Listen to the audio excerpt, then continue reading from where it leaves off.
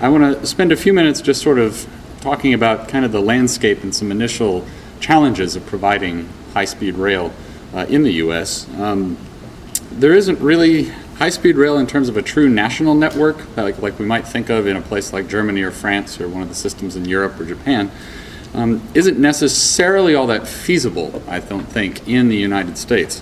And that's simply because to quote the gentleman with the fantastic mustache who ran for governor in New York a couple years ago, the country is too damn big. But there are, however, several very interesting corridors that match up similar to what a national system might look like in one of the countries of Western Europe, or Eastern Europe for that matter, or Japan. For connecting various cities, various large cities that are, up to a couple hundred miles apart along the west coast, through the southwest, through the state of Texas, in the southeast, the Midwest, the Great Plains, and then especially in the Northeast. And so that together, while wouldn't necessarily be an optimally connected national network, would sort of make a de facto high-speed rail network that would be really useful. The things that it would be useful for, that I think particularly stand out in the U.S., that there are two problems related to sustainability and transport in the U.S. that a high-speed rail, a regionally based de facto high-speed rail network would address. One of those is the issue of short-haul airline flights. These are, in terms of their, per capita, per mile, per energy use, impact on the environment and on society, they tend to be much worse. The biggest thing, much worse than a longer flight. The biggest thing about air travel in terms of pollution and congestion is, taking off and landing. Once a plane's in the air, there's not as big a difference and not as big an impact pollution-wise. The trips that a regional high-speed rail network might fit would go a long way towards replacing some of those short-haul flights that could have a tremendous impact both environmentally as well as on the national airport network, which is pretty congested, especially through some of the hub airports in some of these regions. A second benefit has to do with intercity travel by the car between these similar sets of cities. A lot of these areas, most of these areas, have interstate systems that are pretty well congested and seemingly always under construction or reconstruction. A high-speed rail network in a regional environment like that would serve to help alleviate some of that congestion. And even though there would be a price premium relative to driving, there are other advantages that such a trip would provide. High-speed network would be faster, hopefully, thinking some along the lines of 2 to 3 times faster, though some people tend to drive a little more aggressively on the road than others. You can also, you're free to work or free to socialize. You're not responsible for navigating the car. So there are some pretty notable benefits that a high-speed network would provide for the transport geography of the U.S. But there's 3 main challenges that I want to spend the rest of my time talking about that make it problematic, and they're questions that aren't the things that are typically addressed. Usually the big thing is always cost, and well, yes, of course it's going to be expensive. Anything that large is going to be expensive. The first issue that I want to discuss has to do with engineering and right-of-way challenges. The U.S. has less than half of the rail mileage that it did at its peak in the late 19th, early 20th century, and has approximately the same amount of railroad mileage track as it did in 1840. For some reference, in 1840, the President of the United States was Martin Van Buren. The Civil War was 21 years away from starting. The telephone had not yet been invented, and Italy was not a country. But that is the level at which our current track infrastructure exists. Furthermore, this infrastructure is not exactly in great shape. It is what remains, what hasn't been removed or unused, is often deferred maintenance is often practiced on it. So top speeds are not really even capable on a lot of this track. Even if top speeds were capable for it, though, a lot of the track isn't engineered to handle what would be true high-speed rail. When Amtrak talks about having high-speed rail in the Northeast, they're talking about a train that can get up to a little over 100 miles an hour in certain sections of the corridor between Washington, D.C. and Boston. That's not true high-speed rail in the sense of the speeds that are reached in Europe and in Japan, or in some of the, to be really futuristic, some of the maglev lines that are being talked about, and there's one in China that gets upwards of 300 miles an hour in between destinations.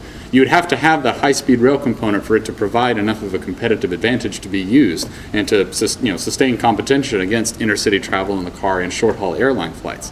the engineering and the right-of-way for that doesn't exist right now. So you're talking about a whole set of interstate right-of-way problems.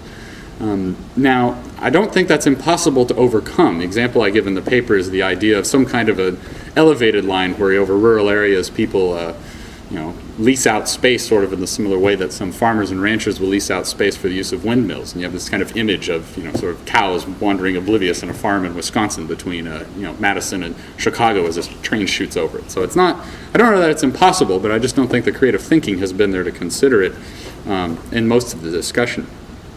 There's also a question of who exactly is going to provide the service. There isn't really a company that has a lot of experience with intercity rail travel. There are some, the closest thing that I do think exists is in the form of some of the public transit operators that operate in, multiple counties or in cities that are spread out over multiple counties or multiple jurisdictions, some of the regional rail authorities. But it's not immediately clear who would provide it. And you would expect there to be a lot of resistance from, for example, the auto industry as well as the airline industry, which, as you may have noticed, hasn't exactly been doing a terribly wonderful business since in the post 9/11 world. You might consider that these people might, offer these things, but it's tough to imagine, airline people getting in the rail business, and there's a bit of a vacuum as far as who and how it would actually actively be provided. You can imagine some resistance to it being publicly provided and heavy public investment in terms of a service provider, but it also doesn't seem like the market is sort of ready to provide somebody for it yet. The startup costs of service provision are also going to be incredibly high. Would the service provider be responsible for this infrastructure they're going to have to build? How would it be incentivized? There are just a lot of questions there that we really haven't addressed. Lastly, it has to do with something, the last thing that I think needs considered has to do with something that I call challenges of the last mile. If you're talking about having these things replace short-haul airline service, you're going to need connections of the rail to airports, all right, so that you still feed the hub system or however the hub system would evolve. And I think there are enough intercity central city rail lines that go to their airports. So I think there's the engineering and the connection existing for that to be placed in.